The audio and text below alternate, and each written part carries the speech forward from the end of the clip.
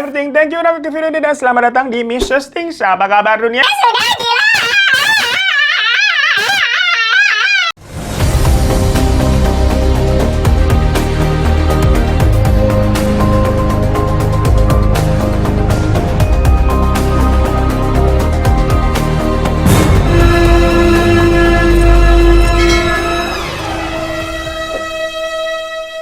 Hai gengs, di video Mrs. kali ini kita akan membahas sebuah kasus tentang penangkapan maling HP di Desember 31. Di 31 Desember kemarin tahun 2023. Tapi ternyata ditemukan sebuah fakta besar kalau maling HP-nya tuh dari 2020 udah bunuh-bunuhin orang banyak banget lah.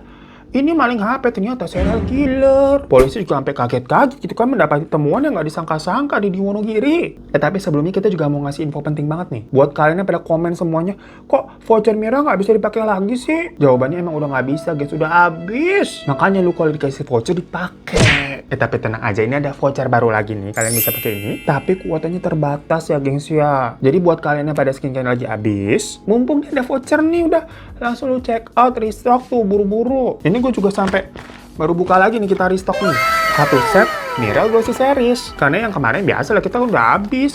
Kalau habis kita pasti repurchase lagi nih, masih di plastik ini. Gimana bukanya ntar ya.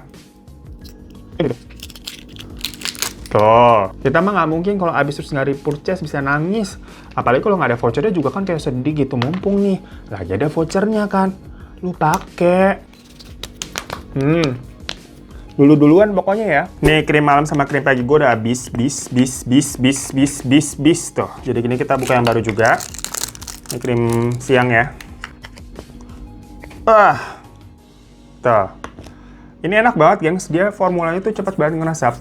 Jadi kalau dipakai siang-siang tuh nggak greasy, nggak lengket, nggak apa sih namanya, nggak berat gitu. Langsung aja ya pokoknya gercepin. Pakai voucher yang ada di deskripsi di bawah. Oke gengs, kita balik ke kasusnya ya, tapi biar jelas, ini kita runut aja dari tahun dia memulai aksinya supaya lebih gampang. Hari itu tiba-tiba aja nih ada seorang warga Wonogiri yang bernama Pak Gito. Itu berasa kayak disambar petir. Hidupnya yang tadinya lempeng-lempeng aja, tiba-tiba berubah total setelah mendapatkan sebuah chat WhatsApp dari istrinya bernama Katiani. Dimana Katiani ini tiba-tiba ngechat dengan bilang kalau dia udah nggak cinta sama Gito. Yang padahal hubungan rumah tangga mereka bisa dibilang lagi ada mayem aja. Katiani ini pokoknya tiba-tiba mutusin secara sepihak untuk ninggalin Gito. Padahal mereka udah punya satu anak nih, tapi Katiani nggak peduli. Demi seorang pria idaman lain yang katanya ngajak dia pindah ke Kalimantan Timur. Nah, setelah pesan itu, selama beberapa bulan nih Katiani nggak pernah ngasih kabar lagi, gengs. Jadi bener-bener udah gone. Bahkan sebagai ibu ya, dia kan punya anak, nggak pernah juga tuh kayak ngabarin atau nanyain kabar anak gimana. Padahal ya, selama ini yang Gito tahu selama dia menjalani pernikahan, Katiani ini merupakan seorang ibu yang baik dan istri yang juga selalu memprioritaskan keluarga. Tapi kenapa tahu-tahu bisa berubah mendadak begitu terus hilang pergi? Anak-anak katanya ketemu pria yang baru. Apa iya benar dia pindah ke Kalimantan dengan selingkuhannya? Simak baik ceritanya. Nah, di bulan November ini ada seorang pengusaha kayu asal Klaten bernama Agung Santosa. Yang ceritanya dia katanya pamit ke istrinya. Bilangnya bakal pergi ke Jogja selama beberapa hari untuk nagih utang ke rekan bisnisnya, gengs. Dan selama di Jogja, Pak Agung ini terus ngabarin istrinya. Sampai akhirnya tahu-tahu dia minta dijemput di daerah Juwiring, Klaten. Klaten gitu ya, Klaten ya. Sok bahasa Inggris kita. Bahasa Inggris Klaten juga nggak kelihatan. Nah, tapi kan istrinya bingung. Tahu-tahu kenapa sih suamiku minta dijemput? Namun pas disamperin ke lokasi penjemputannya tuh, Pak Agungnya nggak ada. Beberapa hari kemudian, Pak Agung tahu-tahu ngabarin lagi minta dijemput lagi. Yang kali ini minta dijemputnya di lapangan Joko Sukoharjo. Tapi pas disamperin lagi-lagi, Pak Agung nggak ada, gengs. Dihubungin juga nggak bisa. Kan aneh banget ya. Dan setelah itu berbulan-bulan, Pak Agung ini putus kontak, nggak ada kabar. Keluarga pun akhirnya memutuskan untuk membuat laporan ke polisi dengan bilang kalau Pak Agung hilang. Tapi sebenarnya, kemana nih Pak Agung ya? Nah, di sini ada seorang pria bernama Sudimo yang merupakan ya tentunya warga Wonogiri juga. Hari itu tiba-tiba dia mengabari anak laki-lakinya kalau katanya dia akan menginap di rumah temannya, gengs, selama beberapa hari untuk membicarakan masalah bisnis. Tapi ternyata setelah beberapa hari berlalu, Sudimo ini tidak pernah balik lagi ke rumah. Masih dari warga Wonogiri, ada pria bernama Sunario yang tiba-tiba menghilang. Di mana terakhir orang-orang taunya kalau Sunario ini mempunyai janji dengan salah seorang temannya untuk mengurus penggadaian mobil gitu, gengs. Jadi ceritanya katanya temannya Sunario ini meminjam uang ke dia. Dan sebagai jaminannya temannya itu nggadein mobil Grand Max, Suzuki Grand Max ke si Sunario. Sampai di bulan Maret 2022, temannya dibilang kalau dia ini udah bisa nih ngelunasin utangnya dan minta mobil Grand Max yang tadi digadein buat dibalikin. Ya udah mereka janjian. Dan ternyata si temannya ini beneran ngelunasin itu utangnya. Nggak hoax nggak. Namun setelah itu kan ya udah mereka berpisah. Pulang nih ke rumah masing-masing. Anehnya dari situ temannya ini bisa sampai rumah dengan selamat, tapi kok Sunario nggak pulang-pulang. Maksudnya tahu-tahu Sunario ini hilang. Jadi terakhir si temannya itu habis balikin utangnya dan ngambil mobilnya lagi, nggak tahu si Sunario bisa kemana. Nah, lu kebayang nggak sih kalau misalkan ada warga di kota lu yang tahu-tahu hilang satu persatu gitu loh. Tapi kira-kira kalian bakal nggak apa enggak? Ya bisa jadi kita juga nggak sih ya. Karena mungkin nggak saling kenal sama orang yang pada hilang pada saat itu. Nah, sama nih soalnya seperti warga Wonogiri yang pada saat itu memang kebanyakan nggak. Kalau orang-orang yang hilang satu persatu itu ternyata saling berhubungan. Mungkin karena rentang waktunya kan lumayan berjarak dari tadi ya. Pelakunya emang pinter nih membuatnya tuh seolah-olah kayak ya memang ada kejadian orang hilang yang tidak berhubungan. Namun akhirnya misteri hilangnya akan orang-orang ini itu terjawab, gengs. Setelah ada warga Wonogiri yang menangkap maling handphone bernama Sarmo. Jadi ceritanya nih ya, pada tanggal 13 November 2023, Polres Wonogiri itu mendapatkan laporan dari warga. Tepatnya di Dusun Tukluk, Desa Kerjolor, Kecamatan Ngadirojo, Wonogiri. Nah, si orang itu tuh lapor katanya dia punya usaha pemotongan kayu yang baru aja kecurian 2 buah handphone sama 1 gergaji mesin. Masalahnya pencurian tersebut bukan pertama kali yang terjadi di daerahnya. Jadi sebelumnya udah ada yang ngelapor dengan kasus yang sama. Namun orang-orang sekitaran situ nggak ada yang curiga atau kepikiran gitu ya kalau ternyata si Sarmo yang waktu itu berusia 35 tahun adalah pelakunya. Soalnya memang si Sarmo ini itu juga sama-sama mempunyai usaha pemotongan kayu di sana. Jadi kayak sesama pemotong kayu yang nggak mungkin lah gitu kan makan teman sendiri. Namun karena laporan tersebut terus berdatangan kepada polisi, akhirnya polisi melakukan penyelidikan tuh selama 3 minggu. Dan akhirnya pada tanggal 4 Desember 2023, diketahui lah kalau ternyata memang Sarmo yang terbukti melakukan pencurian-pencuriannya selama ini. Nah, ketika polisi melakukan pengembangan dari kasus pencurian handphone itu, ternyata pas dilihat nih dari rekam jejaknya Sarmo, dia emang pernah masuk ke dalam database kepolisian dengan statusnya di bawah pengawasan polisi karena diduga terkait dengan kasus hilangnya 2 warga di sana, yaitu yang namanya Agung tadi di bulan November 2021 sama Sunario di bulan Maret 2022. Tapi ketika itu polisi memang tidak menangkap si Sarmo karena kurangnya alat bukti, dan hingga bertahun-tahun pun akhirnya juga nggak ketemu, nggak ada alat buktinya soalnya. Habis itu ya udah si Sarmo ini kan kayak nggak diintai lagi. Nah, tapi dari penyelidikan atas kasus pencurian HP tadi, si Sarmo ini kan udah terbukti yang nyuri HP. Polisi sekalian tuh ngulik-ngulik lagi keterangan Sarmo soal hilangnya 2 warga yang ternyata dulunya memang merupakan rekan bisnisnya itu, gengs, Agung sama Sunario. Dan setelah dikulik terus nih sama polisi, si Sarmo nih tahu-tahu nggak bisa ngelak, yang mana dia mengakui semua perbuatannya di depan polisi. Sarmo juga akhirnya menjelaskan kronologi sebenarnya, gengs. Nah, kita ke korban yang namanya Pak Agung dulu ya. Jadi Sarmo sama Pak Agung waktu itu baru kenal sekitar setahun. Hubungan mereka adalah rekan bisnis jual beli kayu gelondongan untuk diolah lagi nih jadi mebel. Dan keduanya bisa dibilang akrab.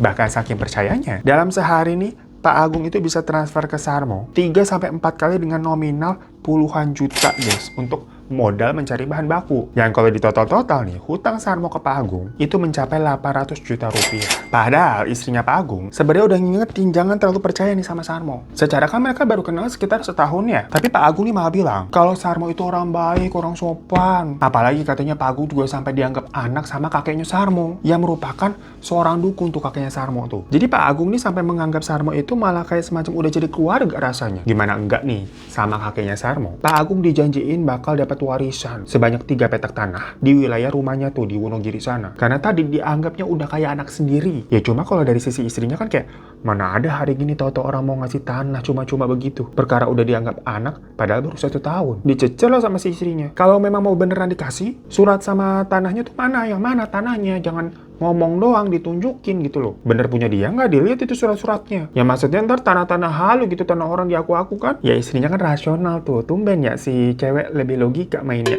Namun Pak Agung yang udah percaya nggak digubris tuh omongan istrinya. Ya istrinya jadi makin gak suka dong sama Sarmo. Dan mencium ada sesuatu yang janggal nih. Kok kayaknya terlalu mengadi-ngadi ya sampai dijanjiin mau dikasih tanah. Apalagi semenjak kenal sama Sarmo, Pak Agung ini jadi lebih seneng sama hal-hal berbau-bau klinik. Suka mistis-mistisan gitu. Perkara kan tadi kakeknya Sarmo dukun. macem. Ya waktu dulu, Pak Agung tuh nggak begitu orangnya. Karena udah terlalu percaya, Pak Agung juga cerita ke Sarmo. Dia nih katanya punya masalah investasi di Jogja. Yang sama Sarmo tuh dikasih solusi, tak garape nek bengi. Maksudnya biar saya kasih pelajaran ntar tuh orang itu malam. Ya si Sarmo ala-ala mau jadi dukun kali ya. Mau nyantet kliennya Pak Agung tuh yang bermasalah di Jogja. Padahal aslinya mah dukun tipu-tipu. Tapi sayangnya Pak Agung tetap percaya dengan omongannya Sarmo tuh. Udah dari situ, Pak Agung ini ngasih uang lagi senilai 1,5 juta ke Sarmo. Yang kemudian uang itu buat dipakai beli menyan sama dupa buat tadi nyantet rekan bisnisnya di Jogja. Jadi emang sepercaya itu Pak Agung maksudnya, gengs. Waktu berlalu nih ya, singkat cerita, di bulan November 2021, Pak Agung ini izin sama istrinya katanya mau nagih utang ke daerah Sleman. Tapi nggak bilang mau nagih utang ke siapa gitu, bilangnya ke rekan bisnis aja. Dia pergi tuh mengendarai motor Honda Beat. Yang ternyata Pak Agung ini sebenarnya ke tempatnya Sarmo buat nagih utang. Jadi dia memang tidak bilang ke istrinya, mungkin karena malu ya. Pada akhirnya si Pak Agung ini mikir, loh kok kayak saya nih naruh uang terus, tapi kok kayak hasilnya mana gitu. Apa iya bener saya dibodoh-bodohi? Ya tapi mungkin malu nggak bilang ke istrinya jadinya. Karena kan dari awal istrinya udah wanti-wanti tapi nggak didengerin, ternyata bener. Ya udah Pak Agung sama Sarmo kan sebenarnya udah janjian nih. Kedatangan Pak Agung pun diterima sama Sarmo dengan biasa. Di situ Sarmo juga sempat nawarin minum dulu kan, duduk Pak, terus dikasih minum gitu di botol kecil. Yang ternyata botol itu tuh udah dicampur sama potasium siamida atau racun serangga, geng, sama si Sarmo. Yang tanpa curiga nih, Pak Agung langsung minum aja itu air beracun sampai habis. Ya nggak selamat. Dan setelah memastikan Pak Agung ini udah nggak bernyawa karena efek racun serangga tadi ya, Sarmo langsung menyeret Pak Agung ke dalam hutan yang ada di belakang tempat usahanya. Pak Agung kemudian dibiarkan tergeletak di tengah hutan tuh selama 1 malam di sana. Baru besokannya, Sarmo minta tolong ke anak buahnya untuk buatin dong nih lubang sedalam 2 meter yang masih di area situ-situ juga, dengan alasan mau digunakan itu lubangnya sebagai tempat penampungan tandon air. Ya anak buahnya nggak mikir macam-macam, udah nih digali dan pas sudah jadi, Sarmo memindahkan Pak Agung ke dalam lubang tersebut. Dan langsung ditutup lagi tuh pakai tanah galian, dikubur di situ. Untuk menutupi perbuatannya itu, Sarmo pakai HP-nya Pak Agung dan mulai ngirim pesan tuh ke anaknya Pak Agung. Dia pura-pura jadi Pak Agung terus ngechat ke si anak dengan bilang kalau Bapak minta dijemput di daerah Juwiringin. Tapi ya pas disamperin sama anaknya, Pak Agung nggak ada. Dihubungin, nggak bisa. Nah, Sarmo melakukan hal tersebut tuh untuk membangun alibi. Kalau di tanggal tersebut, Pak Agung nih ceritanya masih hidup. Beberapa hari kemudian, Sarmo ngechat lagi tuh pura-pura jadi Pak Agung. Yang mana kali itu minta dijemput di lapangan Joko Sukoharjo. Tapi ya lagi-lagi pas disamperin Pak Agungnya, ya udah nggak ada, nggak ketemu lah. Dari situ sebenarnya keluarga udah sampai curiga. Karena Pak Agung ini bukan tipe-tipe bapak-bapak yang suka ngechat gitu, gengs. Dia lebih suka komunikasi langsung via telepon. Nah ini kan beberapa hari terakhir aneh banget kok, tau-tau bapak nih ngechat mulu gitu, tapi giliran ditelepon lah nggak mau diangkat. Keluarga tuh sampai ngiranya handphonenya bapak dibajak orang kali, atau ya memang terjadi sesuatu sama ayah mereka. Karena aneh banget kan, diminta dijemput, udah sampai ke lokasi, loh kok nggak ada, sampai 2 kali terus tapi nggak ngasih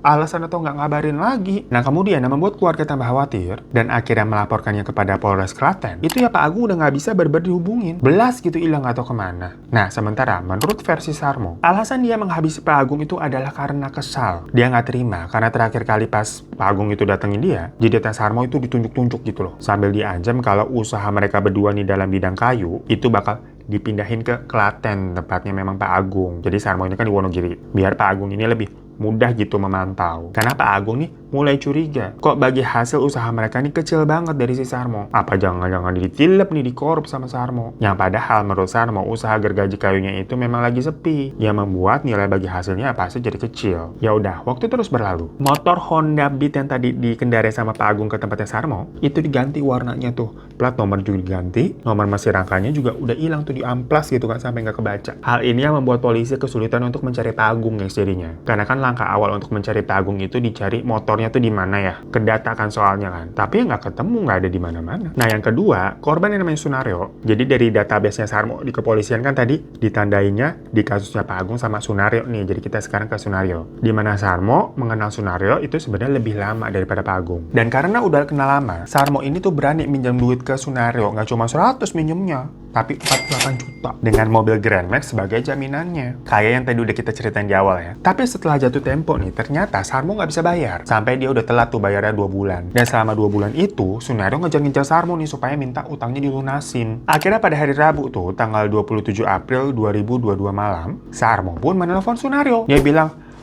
ini gue mau lunasin utangnya udah bisa nih. Ya dengan begitu Sunario percaya lah, utangnya mau dibayar ya.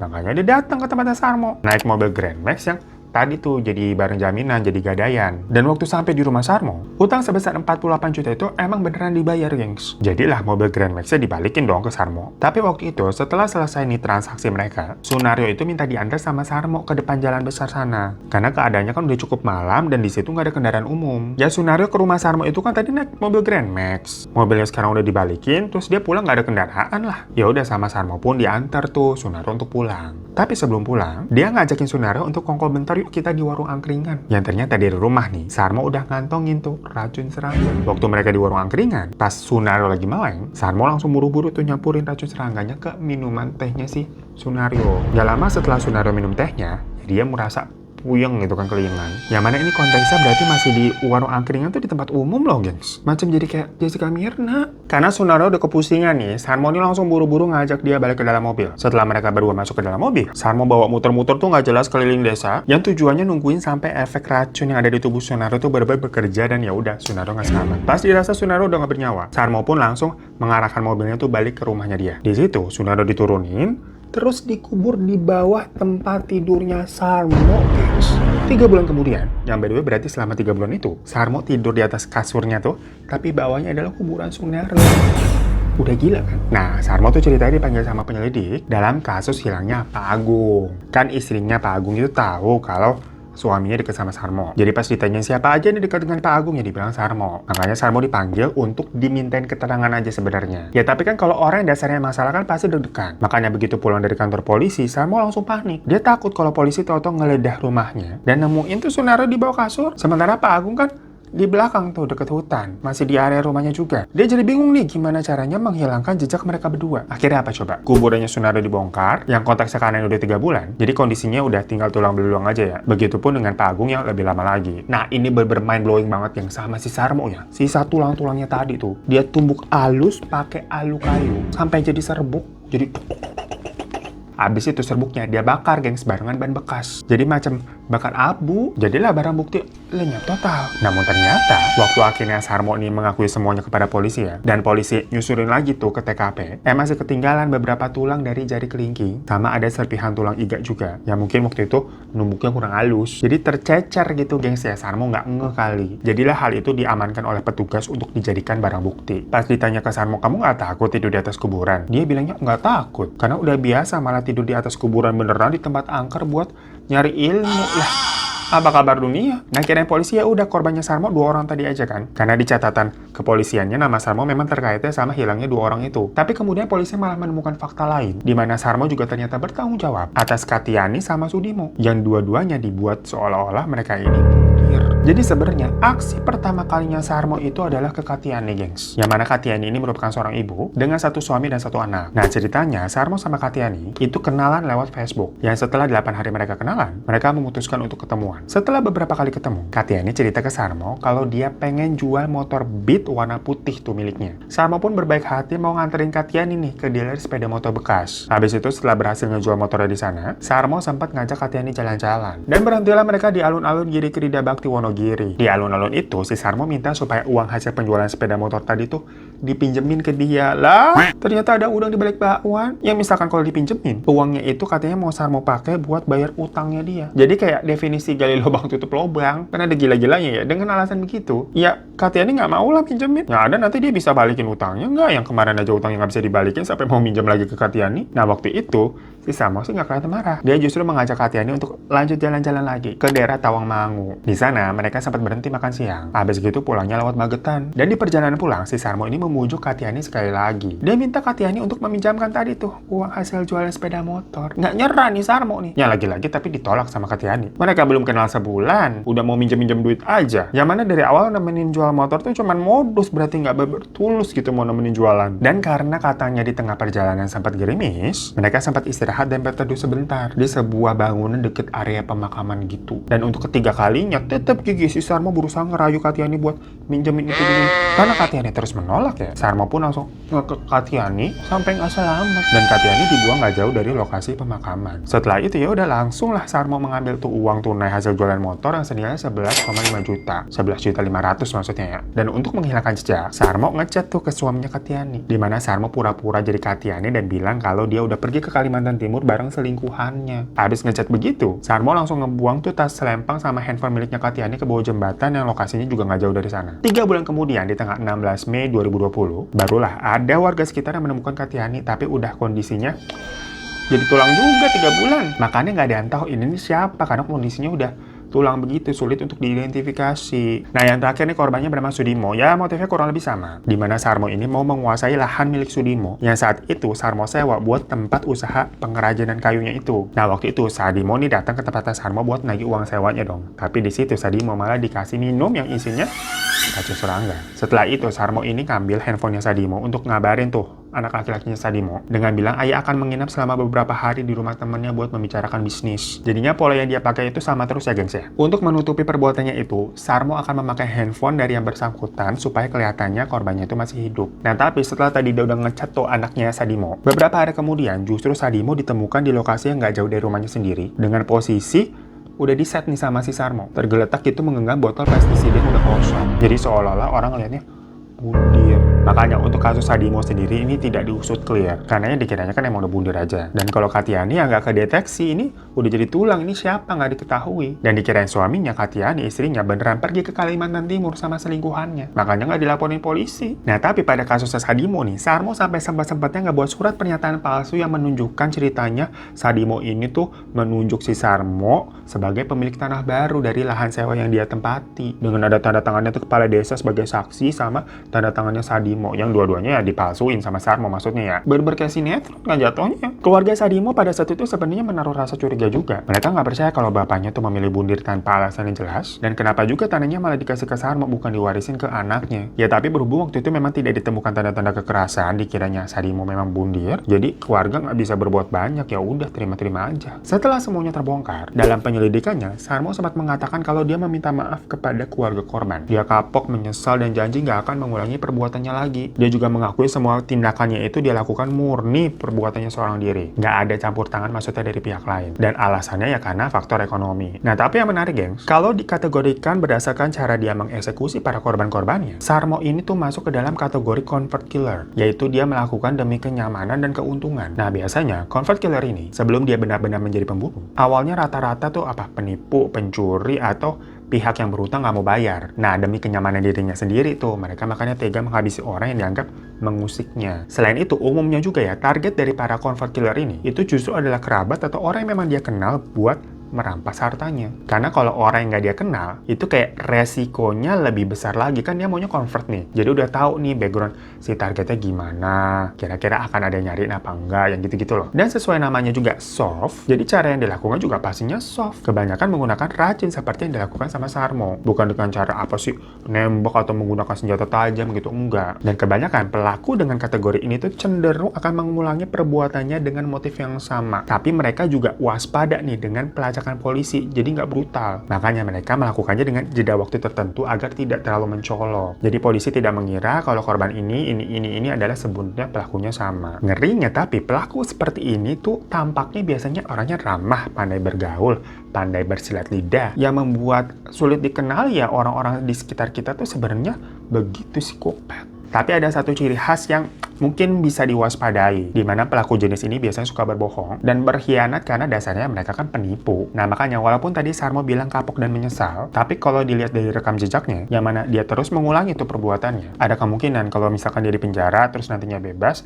bisa aja dia mengulangi perbuatannya lagi. Tapi karena Sarmo tadi kan ketangkap masalah maling HP-nya itu di tanggal 31 Desember, jadi ini tuh sebenarnya masih berjalan gengs. Soalnya nggak ada yang nyangka kan, 31 Desember kemarin terus Januari 2024, itu masih masalah pencurian HP, ternyata ada kasus yang lebih besar lagi yang selama bertahun-tahun yang udah dia lakukan. Namun sih kayaknya ancamannya penjara seumur hidup atau hukuman mati ya. Karena ada beberapa hal yang dilakukan memang berencana. So, gengs, itu sebuah kasus yang baru terungkap tanggal 31 Desember 2023 kemarin ya, karena kasus pencurian HP, tapi ternyata ada hal lebih besar dari si pelaku yang sudah lakukan di tahun-tahun sebelumnya dari awal 2020.